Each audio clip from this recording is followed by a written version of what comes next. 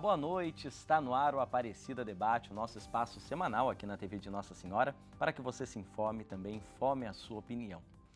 E nesta noite nós temos um bate-papo especial aqui no nosso programa para falar de um novo programa aqui da casa que estreia nesta quinta-feira. É o Expedições ao Sagrado. O programa mostrará expedições nos lugares sagrados mais fascinantes do mundo, como em locais pela Terra Santa, fundamentais para o judaísmo e no início do cristianismo, até regiões por onde a história deixou marcas nos últimos 2000 anos, explicando o que tudo isso representa num mundo conectado pela tecnologia, mas que ainda se apoia em conexões sagradas feitas há tanto tempo atrás. Vamos conferir então um vídeo te convidando a ficar de olho nesse programa. Prepare-se para conhecer os lugares sagrados mais fascinantes do mundo. Olha ele, o Rio Jordão. Rodrigo Alvarez, numa jornada pelos caminhos da história e da fé. Esse seria um dos 6 jarros, uma das 6 ânforas, onde tinha água e depois do milagre de Jesus apareceu o vinho. E não qualquer vinho, o melhor vinho. Expedições ao Sagrado. Estreia dia 19, 10 da noite. E é isso que eu levo dessa experiência, terminando um dia tão bonito, carregando tanta coisa dentro de mim. Aqui na TV Aparecida. Já bate a curiosidade, né? Já dá vontade de assistir, o programa realmente está imperdível. E para falar sobre esse projeto e sobre tantas outras histórias, eu tenho a alegria de receber aqui no nosso estúdio o jornalista e escritor Rodrigo Alvarez. Rodrigo, boa noite, obrigado pela participação com a gente. Boa noite, Guilherme, boa noite a todos que nos acompanham, obrigado por me receber. Fazer uma rápida apresentação, ainda que muitos já o conheçam, até de trabalhos feitos aqui junto ao Santuário Nacional e à TV Aparecida. Rodrigo Alvarez é jornalista, escritor, autor de 12 livros, entre obras de ficção e de temática religiosa. Também é colunista semanal do programa Melhor da Noite, na TV Bandeirantes. Por mais de 20 anos atuou na TV Globo como repórter e correspondente internacional. Jornalista e escritor de best-seller com mais de 1 milhão de livros vendidos, Rodrigo está desde fevereiro de 2023 percorrendo lugares sagrados com o projeto Jornada Infinita.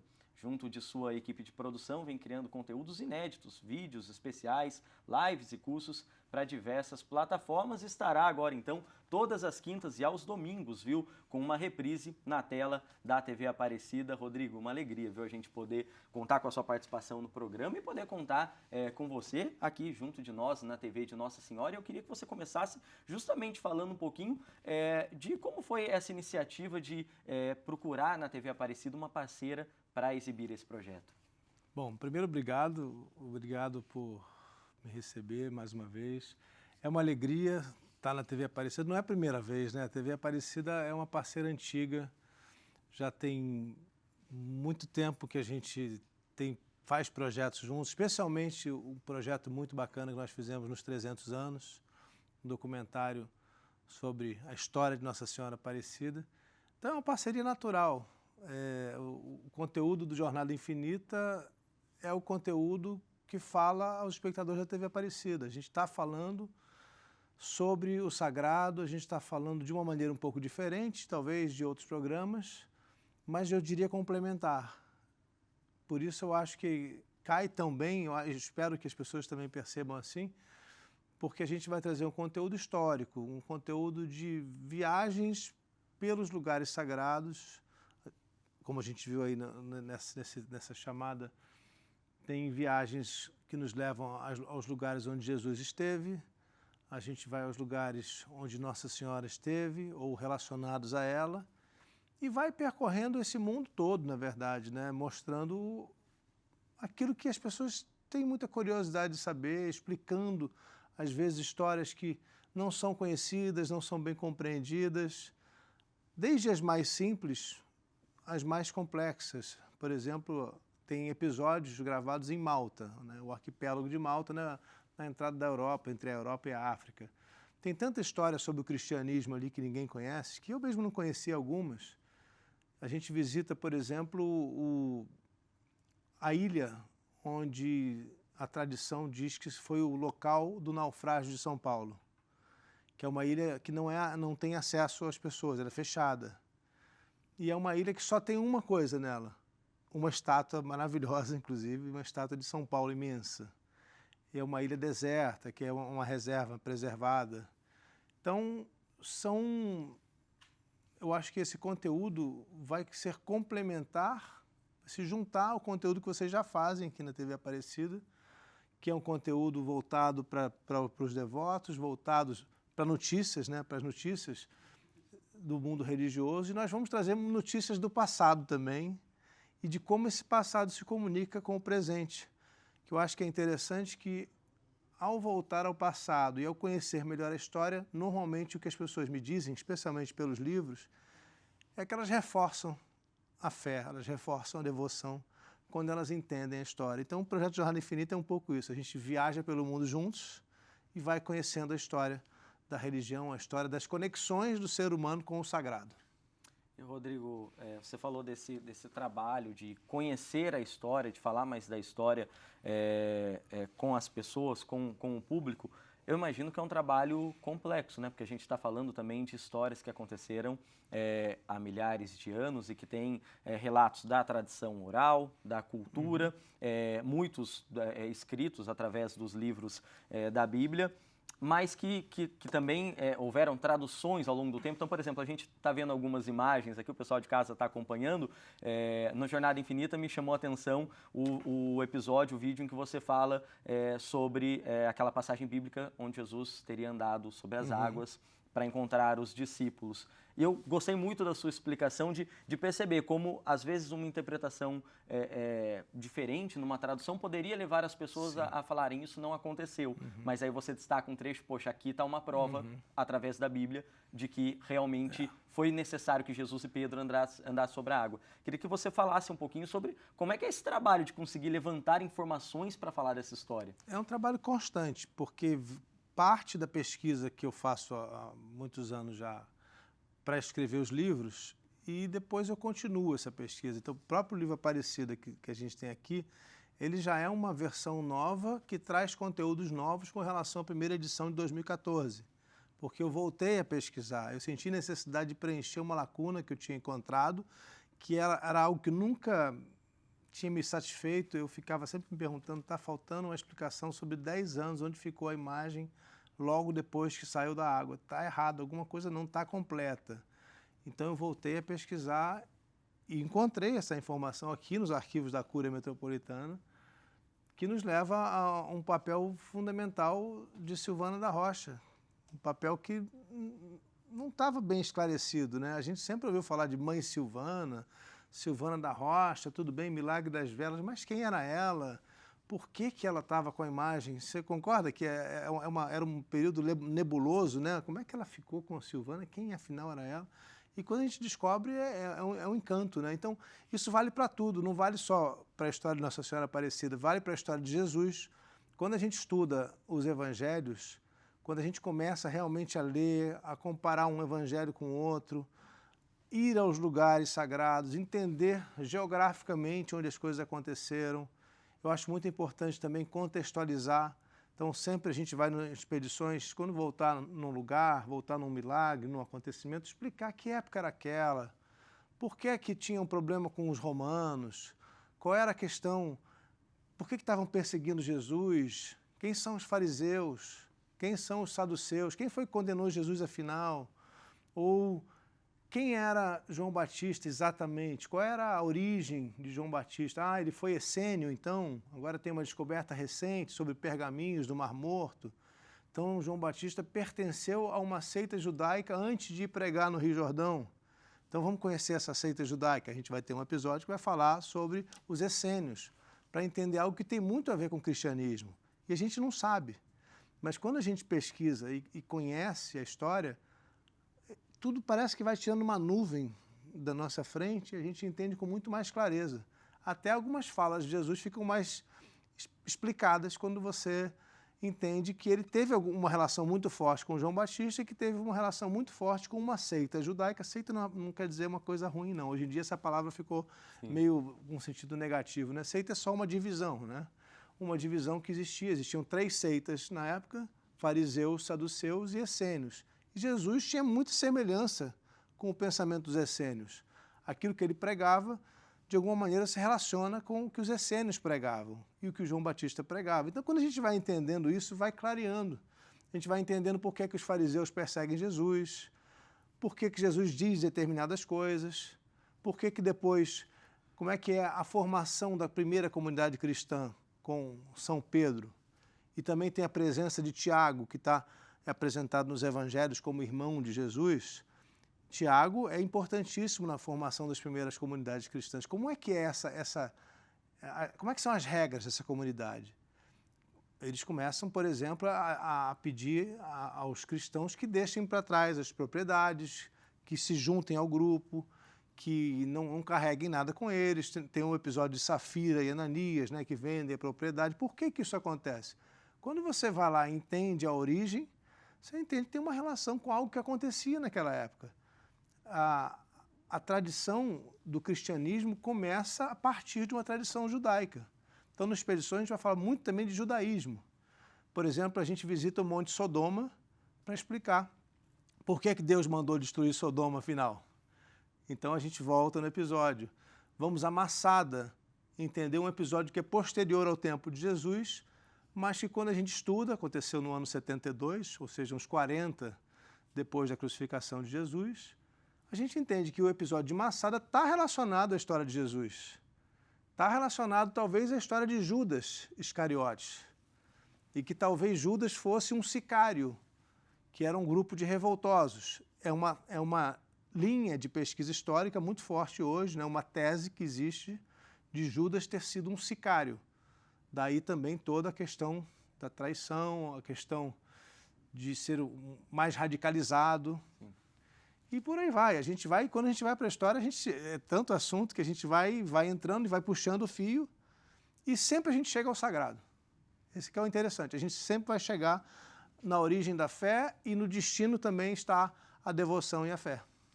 Nessas histórias, Rodrigo, teve alguma que de alguma maneira te marcou mais, te pareceu uma experiência mais forte ou te chamou mais atenção? Todas me marcam. Cada vez que a gente embarca numa expedição, a gente está totalmente tomado por aquele tema. Parece que realmente eu volto no tempo, quando eu estou nesses lugares, quando a gente se dedica um tempo grande, né, a produzir um episódio desse. É um momento de pesquisa também. Então tem diversos. Mas, por exemplo, tem as devoções marianas que a gente mostra. Tem a devoção mariana, por exemplo, da Medalha Milagrosa em Paris, que é muito forte. Os brasileiros se conectam muito com essa devoção. Então, quando você começa a entender e visitar os lugares, a gente visitou, por exemplo, uma capela que a gente vai mostrar nas expedições, onde está guardada a relíquia do coração de Santa Catarina Labouré, que foi quem teve as visões da Medalha Milagrosa. É um lugar fechado também, que só as freiras usam aquela capela como parte de uma casa de repouso. Você chega nessa capela, tem o coração de Santa Catarina Labouré. São momentos fortes. Eu fui surpreendido, eu não sabia que ia encontrar lá, porque a gente sabe que o corpo de Santa Catarina está na capela da Medalha Milagrosa, na igreja de Nossa Senhora da Medalha Milagrosa. Então, quando a gente vai e, de repente, você se depara com uma relíquia dessa magnitude, né, que é uma relíquia de primeiro grau, parte do corpo de um santo, são momentos fortes, são momentos que nos colocam muito dentro da história, muito próximos dos acontecimentos e nos levam à reflexão.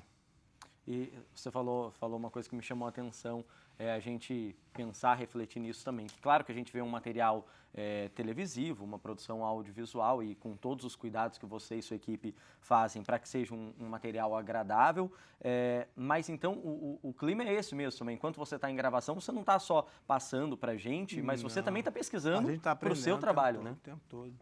Estive agora na Ilha de Malta. A pesquisa eu estou fazendo o tempo todo. Mas mesmo pesquisando, você chega no lugar, você descobre algo que você não sabia. Imagina. Sempre vai surgir algo que te surpreende. Ou uma porta que se abre para algo muito interessante que você não imaginava. Por exemplo, lá em Malta, a gente visitou agora um lugar que é fechado. Só para quem não conhece, né? Malta foi o lugar para onde foram os cavaleiros hospitalários, que eram uma ordem cristã de Jerusalém, que defendia Jerusalém num tempo de guerra contra os árabes, quando havia as invasões árabes. Os hospitalários lutaram nas cruzadas, defendendo o Papa e defendendo o cristianismo para reconquistar os lugares sagrados que tinham sido tomados. E depois eles foram ocupar, eles ganharam de presente a Ilha de Malta. Então a Ilha de Malta é o lugar mais cristão do mundo depois do Vaticano. O Vaticano é 100% cristão, então só depois do Vaticano só é Malta o próximo. 96% da população é católica. Onde você anda em Malta tem uma imagem de Nossa Senhora nas casas, tem imagem de Jesus, tem uma escultura no meio de uma praça, as ruas têm nomes católicos, tudo é católico. E lá tem a Catedral de São João Batista, que é uma igreja impressionante, quantidade de ouro que tem ali dentro, de pinturas. Tem, por exemplo, um Caravaggio original, não me lembro de quantos metros, são 5 metros por 10 aproximadamente. É um quadro imenso, que é a decapitação de São João Batista. Esse quadro, por exemplo, foi quando eu estive diante dele, foi de arrepiar. Eu cansava de ver em livro esse quadro, de repente você vê e ele é uma obra de arte gigantesca do Caravaggio, que morou em Malta, e lá pintou esse quadro. É de tirar o fôlego. E ali a gente também acabou conseguindo que nos levassem até a cripta onde estão enterrados todos os grãos-mestres da Ordem de Malta. Então é um panteão dos cavaleiros, que antes eram os cavaleiros hospitalários, que defendiam o cristianismo, que fizeram parte de um grande movimento em defesa do cristianismo. Então é muito interessante quando essas portas da história vão se abrindo. E a gente traz tudo isso no programa. Mas assim, respondendo ao que você tinha perguntado, de fato, a pesquisa acontece em movimento.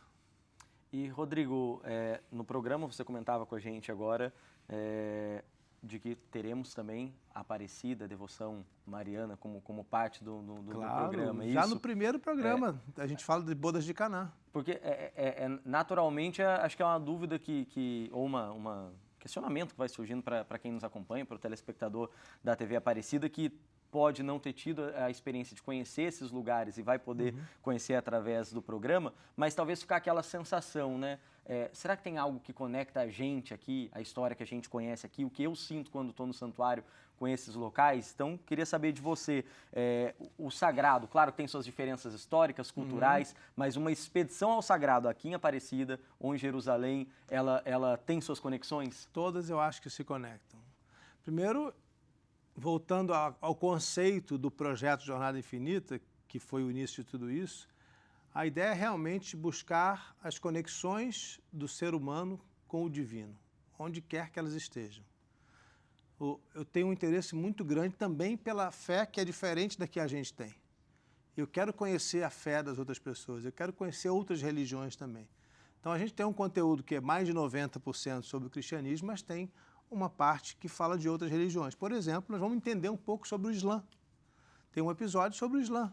É importante entender o que foi, como surgiu, quem foi Maomé, como era a relação dele com Jesus.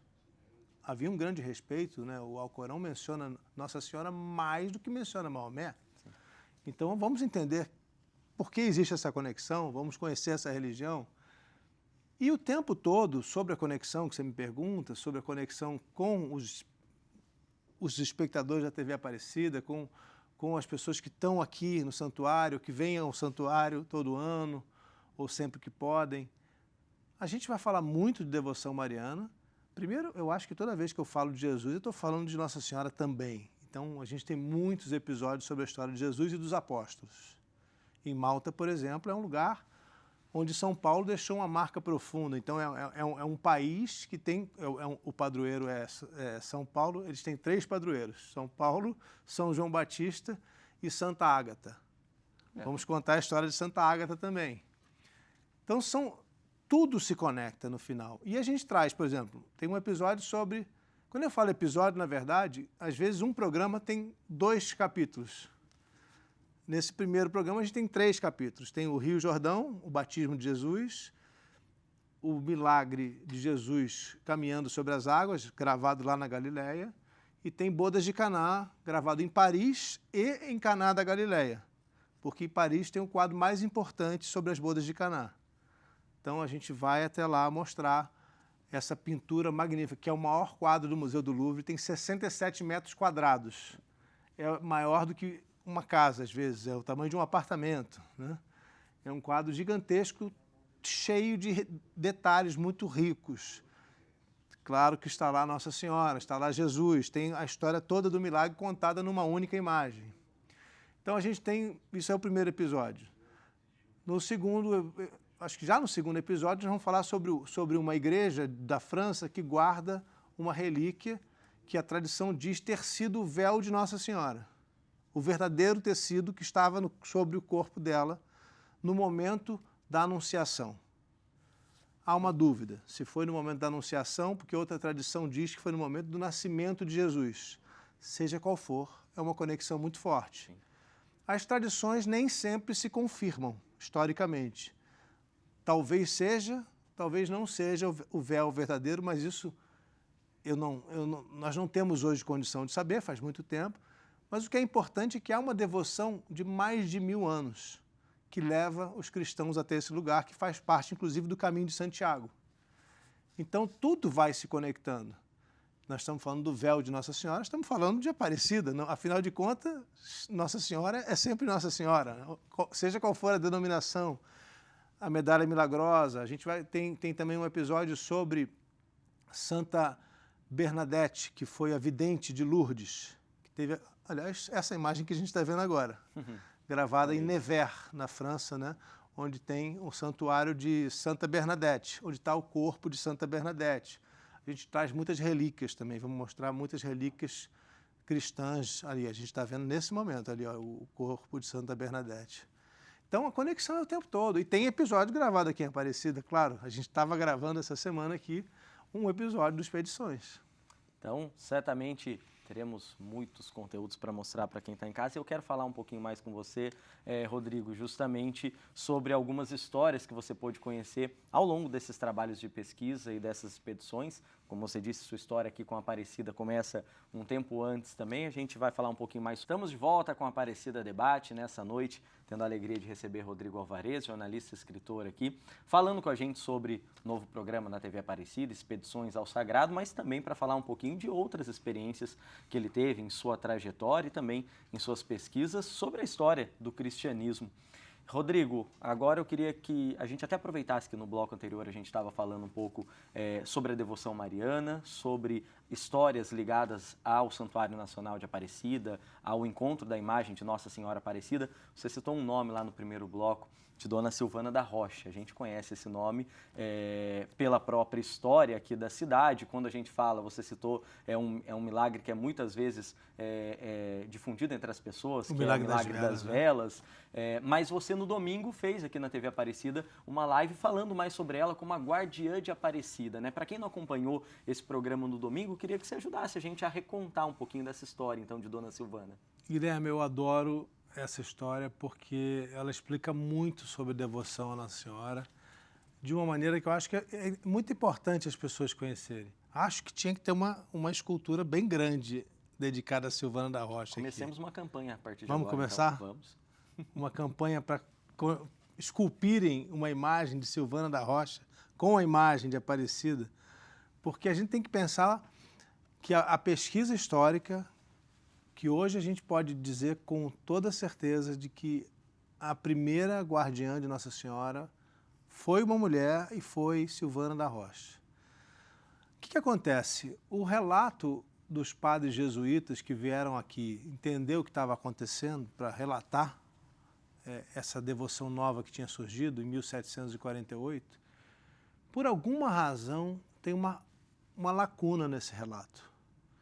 O relato não nos fala o que aconteceu durante 10 anos. Porque se a gente faz as contas, entre o achado e a construção da capela, tem aproximadamente 25 anos. É o tempo que leva para o padre Vilela, que era o pároco da época, para reconhecer a importância daquela devoção, a legitimidade da devoção à Nossa Senhora, perceber que há muitos milagres atribuídos a ela, e finalmente construir uma capela, obter, claro, permissão da igreja para construir uma capela dedicada àquela imagem que tinha surgido no Rio. E o relato oficial, tem 2 relatos, mas o relato mais importante, o relato dos jesuítas, nos diz que a imagem ficou com Felipe Pedroso e que depois passou ao seu filho Atanásio. Se a gente soma o tempo em que a imagem ficou com Felipe e com Atanásio, temos 15 anos. Bom, se levou 25 anos do achado até a igreja e 15 anos ficou com Felipe Pedroso e Atanásio, onde ficou nos outros 10 anos? Continuamos no relato oficial. Temos o milagre das velas. Mãe Silvana, assim se referem a ela uma vez. Depois a gente fica sabendo que ela se chama Silvana da Rocha. O milagre das velas acontece com Silvana. É ela quem guarda Nossa Senhora na caixa e ouve o barulho, ouve ela se mexendo. Ora, primeiro a gente deve pensar que se ela está ouvindo o barulho, talvez seja de uma maneira milagrosa, talvez, sim, é possível, mas talvez porque a imagem ainda está quebrada ali dentro. Então, tem peças soltas. A cabeça não está grudada no corpo. A gente está falando do começo da história. O milagre das velas não é o primeiro, porque o primeiro é o achado. Sim. É a pescaria que vem logo em seguida. Mas o segundo milagre é o milagre das velas. Não aconteceu na casa de Felipe Pedroso. Então, onde é que estava Nossa Senhora Aparecida nesse tempo? Depois de muita pesquisa aqui, nos arquivos da Cúria Metropolitana de Aparecida, encontrei documentos da tradição oral do século XVIII, ou seja, não muito distantes do relato oficial dos padres jesuítas, que contam que havia aqui, na tradição oral, um relato muito contundente de que Silvana da Rocha tinha recebido a imagem de João Alves, que era seu filho.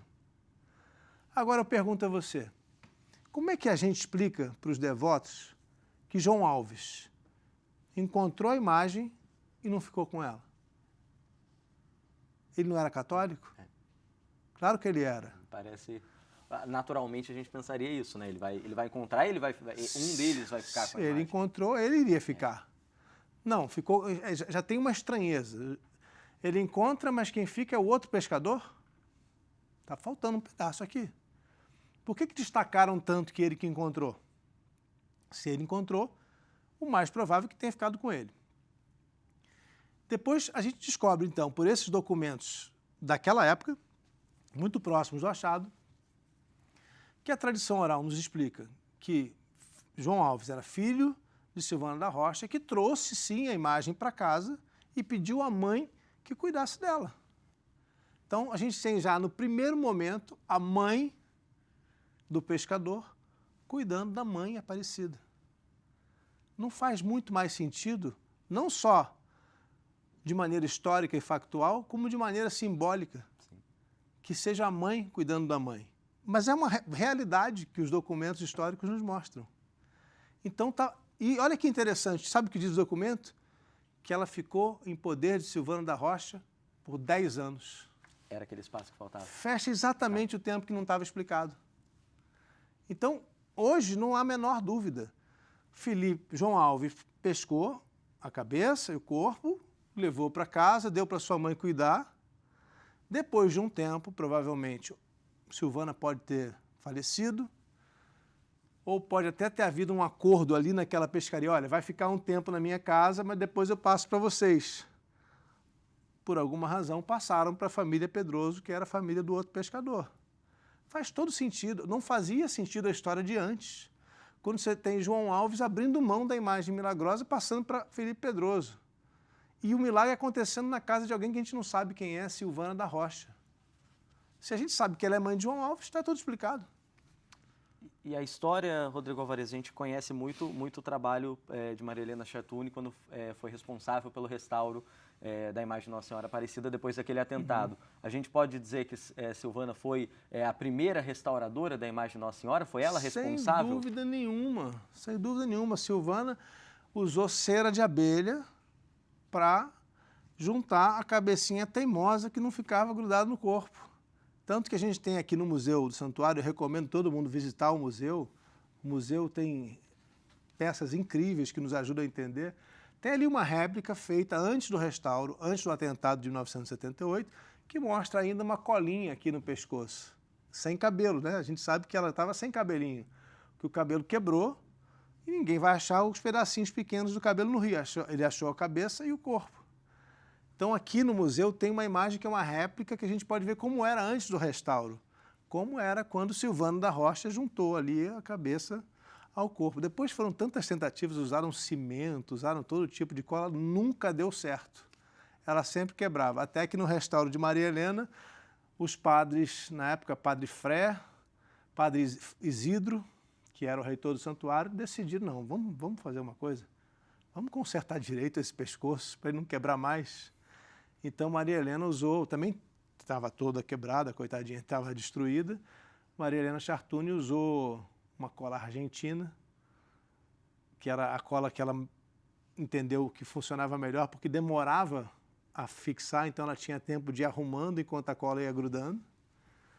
Ela usou essa cola argentina, usou Durepoxi para juntar os pedacinhos e refazer o corpo de Nossa Senhora Aparecida já sem a cicatriz, né? A decisão do santuário na época foi de consertar tudo que tinha se quebrado e realmente restaurar a imagem por completo, refazer a imagem a partir dos pedaços quebrados. Mas Silvana foi a primeira restauradora. Rodrigo, a gente está vendo aqui um exemplar da edição mais recente. Aqui está, né, a história de Silvano da Rocha, Já porque não tinha nas primeiras edições. E eu queria que você falasse um pouquinho de como foi esse trabalho, principalmente quando a gente olha para a história do povo brasileiro, para a nossa cultura enquanto país. É exagerado dizer que a nossa história, a nossa cultura também está entrelaçada à história do encontro da imagem de Nossa Senhora Aparecida? Conhecendo a história dela e dessa devoção, a gente também entende melhor nossa identidade como país? A nossa identidade estava se formando quando Nossa Senhora apareceu. Nossa Senhora Aparecida, para mim, é a imagem do Brasil. Ela é um espelho do Brasil. Por vários motivos. Primeiro, no tempo em que ela nasceu, a gente não era ainda um país independente. A gente não tinha nenhum símbolo nacional. Vamos lembrar, o Cristo Redentor está fazendo 92 anos agora. Nem projeto, nem sonho. Não tínhamos hino nacional. Nem existia futebol, não se jogava futebol. Ou seja, nem falar em seleção brasileira como símbolo do Brasil. Nada do que a gente tem como símbolo. A bandeira não existia, não era essa. Nem era verde e amarelo na época. Então, qual era o primeiro símbolo de identidade nacional brasileira? Qual era o símbolo que as pessoas viam, se identificavam, diziam, estou do Brasil? Era a imagem de Nossa Senhora Aparecida que levava a gente de todo o país e até gente de fora do Brasil, como a gente tem relatos de franceses que vieram fazer pesquisas aqui, que foram ver o santuário na época, a capela, na época a igreja.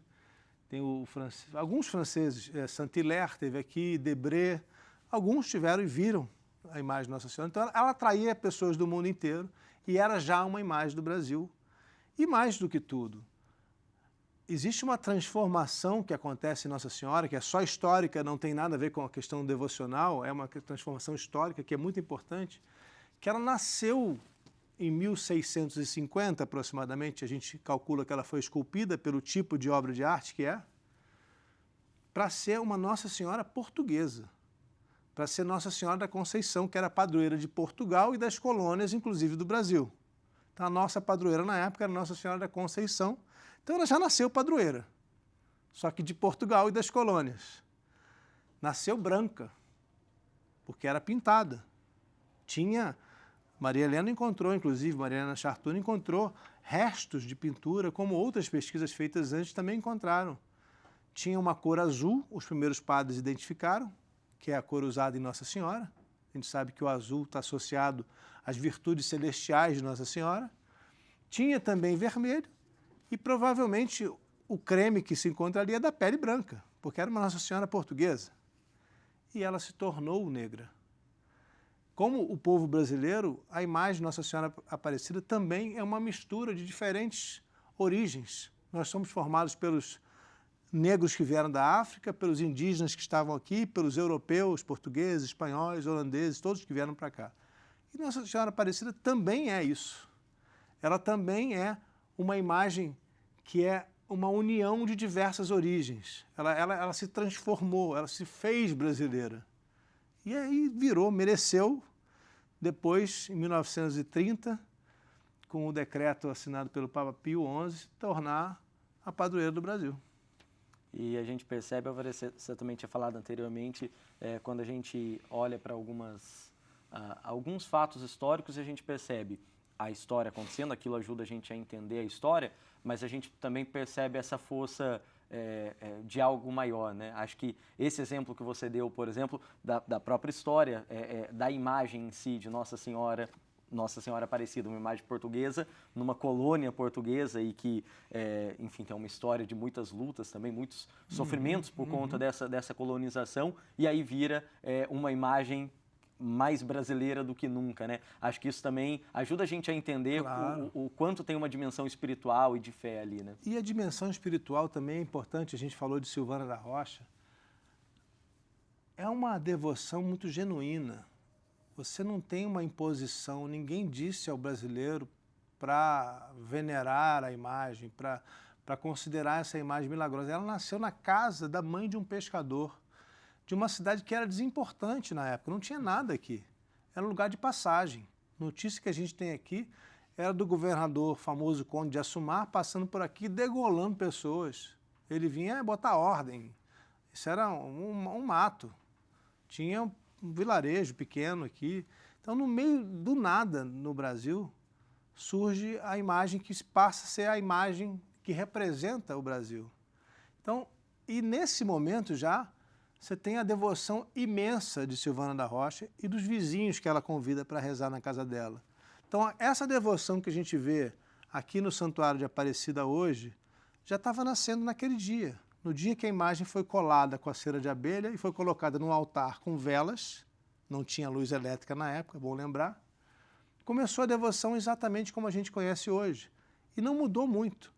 Então, isso mostra a originalidade, a autenticidade dessa devoção como sendo genuinamente construída pela população brasileira, pelos brasileiros. Acho que às vezes a gente até corre o risco de esquecer disso, né, Rodrigo? Porque a gente olha um santuário tão imponente, né, o maior santuário mariano do mundo, hoje parte de uma rede de comunicação com a TV Aparecida, com a rádio, com toda a sua bonita história, com o trabalho mais que centenário dos missionários redentoristas, mas, como você disse, essa história começa muito antes e já com peregrinações, né? Antes de tudo isso, antes desse bonito santuário, antes de rodovias, carros, diversas maneiras de chegar até aqui, as pessoas encontravam um jeito de vir para conhecer a tal da Nossa Senhora que realizava milagres, né? Então, acho que isso ajuda a gente a entender também um pouquinho de como a gente chegou até esse momento bonito aqui, né? Celebrando recentemente a festa da padroeira. Falando sobre o programa da TV Aparecida, Expedições ao Sagrado, e também conhecendo um pouco das histórias, das experiências do jornalista e escritor Rodrigo Alvarez. E agora queria ouvir um pouquinho, então, dessas histórias, Rodrigo. Primeiramente, acho que é uma pergunta, quase aquela pergunta de quando você deve ter contato, por exemplo, com universitários, em faculdades, com jovens que querem seguir jornalismo, sempre vem aquela dúvida, por quê? Então, eu também queria saber de onde veio essa inquietação de, poxa, eu quero contar histórias, eu quero ir para a comunicação. A história começou cedo.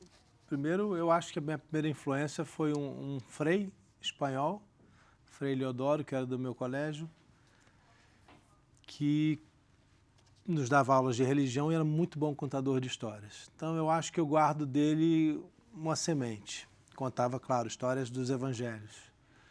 Eu tinha uma avó que era excelente contadora de histórias. Minha avó Gelsa contava histórias que parava a família grande toda para ouvir na hora do almoço. Então, eu acho que isso foram as duas primeiras sementes, gostar de contar história. Logo cedo eu comecei a escrever, com 12, 13 anos eu comecei a escrever poesia, depois letra de música, depois fui escrever contos e decidi que queria ser escritor. Mas percebi que para ser escritor você precisa ter o que falar. Então eu achei melhor escolher uma profissão que tivesse relação com a ideia da escrita muito forte, que era o jornalismo, e que me permitiria conhecer o mundo. Não sei se o mundo, na época, se eu pensava que ia conhecer o mundo, ou se eu ia conhecer o Brasil, as pessoas, ou conhecer a vida, simplesmente. Porque você pode conhecer a vida sem sair do seu lugar. O importante é você conhecer, é você se expor para ter contato e conhecer. Então, o jornalismo foi um veículo para que eu pudesse chegar ao livro.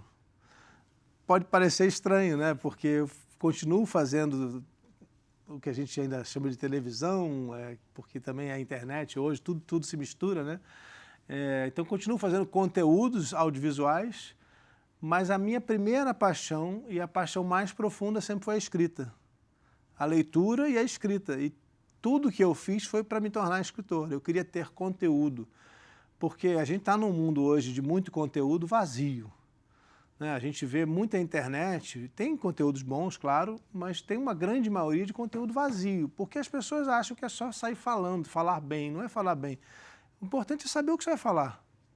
É se preparar para ter algo de interessante para falar. E você se prepara de várias maneiras, estudando, pesquisando e vivendo. Quem não vive não tem nada para contar. Então eu fui viver primeiro, fui ser jornalista, tive a sorte de ter um concurso para eu entrar na TV Globo na época, era um concurso que estava abrindo para a Globo News, que era uma novidade. Entrei, fui aprovado no concurso, comecei numa função que não era a que eu esperava, porque eu fui ser editor de imagens, né, aquela pessoa que edita os vídeos, né, para montar e colocar no ar, porque na minha idade, eu estava ainda muito cedo, não podia ser repórter, né, não pude me candidatar a começar como um editor ou repórter. Então eu fui fazer isso, e isso me ajudou, porque eu via muito os outros repórteres trabalhando, ficava aprendendo, vendo os outros. Todo mundo vinha montar as reportagens comigo na ilha de edição.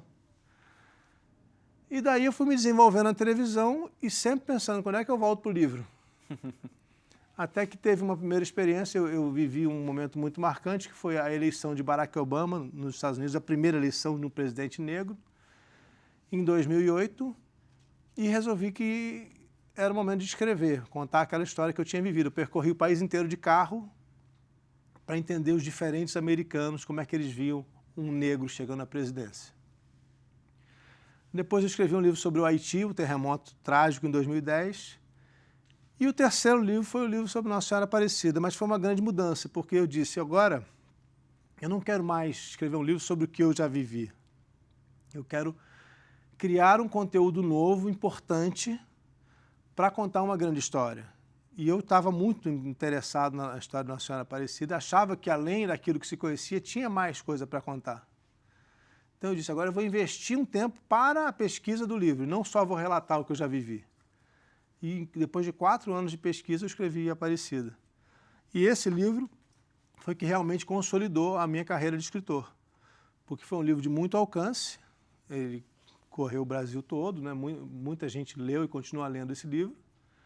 E a partir daí eu fui escrevendo muitos outros. Eu escrevi outros livros sobre a temática religiosa, 2 livros sobre Jesus, um livro sobre Maria, tem um livro que é sobre milagres atribuídos a Nossa Senhora Aparecida, e escrevi também ficção e vou continuar escrevendo ficção, que é o universo que eu diria que assim, é o que me faz acordar cedo a escrever.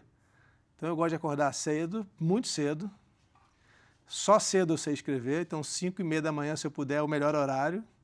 Depois de ter uma noite bem dormida, a mente não está pensando em nada, não tem telefone, o telefone está longe, não pode ter telefone. E aí eu vou sentar para escrever. Depois de escrever 3, 4 horas, a cabeça já não aguenta mais, exige muito, aí começa o dia. Imagino que é um horário bom que não tem muitas interferências mesmo. Né, para escrever não pode ter interferência. Tem um escritor americano, Stephen King, que fala, se eu estou ocupado criando um novo mundo, eu não posso ser chamado para esse mundo que está aqui. Eu preciso viver o meu mundo enquanto eu estou escrevendo. Então, é exatamente isso. Você tem que sair do universo, ficar só naquele lugar onde você está escrevendo ali, seja 2000 anos atrás para falar de Jesus, seja numa ficção sobre o futuro, que eu já escrevi, ou qualquer outro livro. Você tem que estar completamente ausente desse mundo e não pode ter telefone, não pode tocar campainha, não pode ter... tem que se isolar.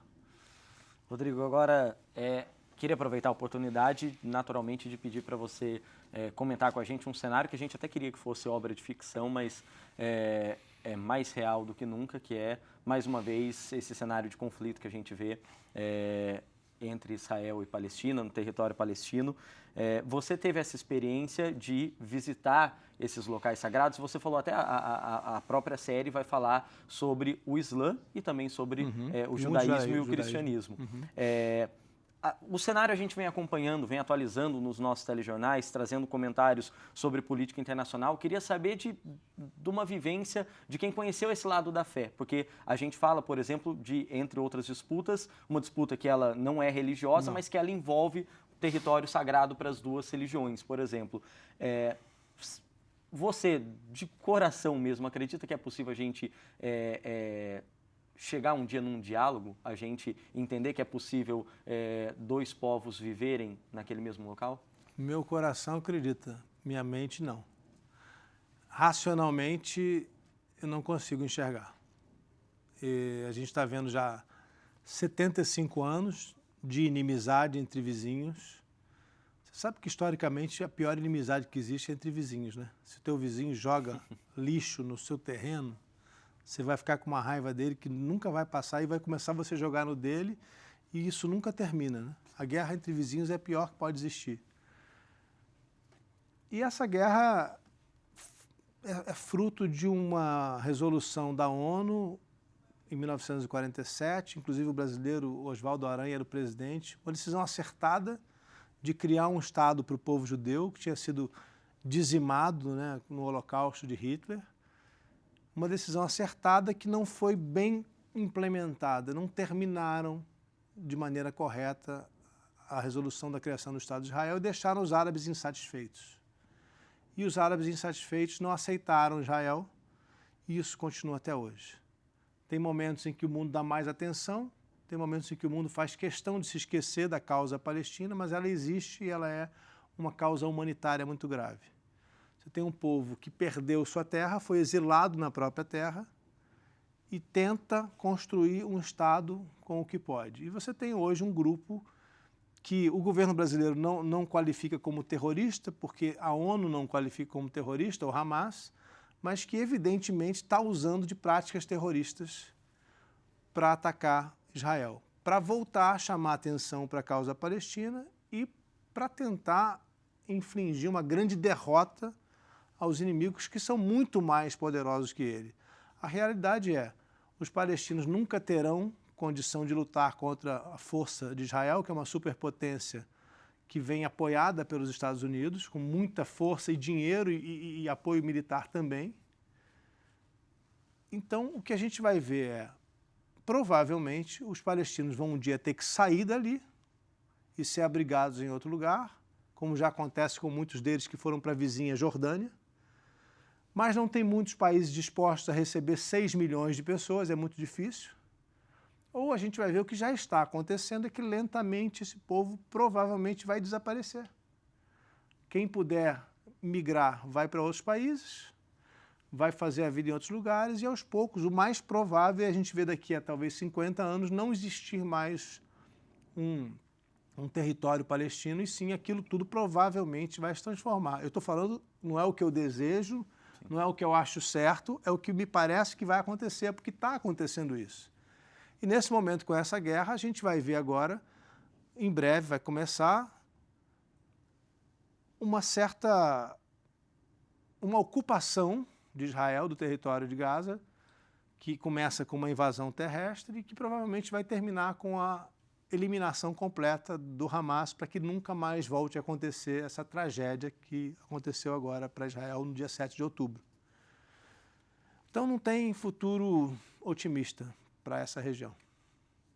A gente siga acompanhando e até dentro do que a gente tem ouvido o Santo Padre, Papa Francisco pedir e talvez dentro da nossa possibilidade nesse momento rezando por esses nossos irmãos palestinos e israelenses durante esse momento tão conturbado e que tem atingido tantos civis.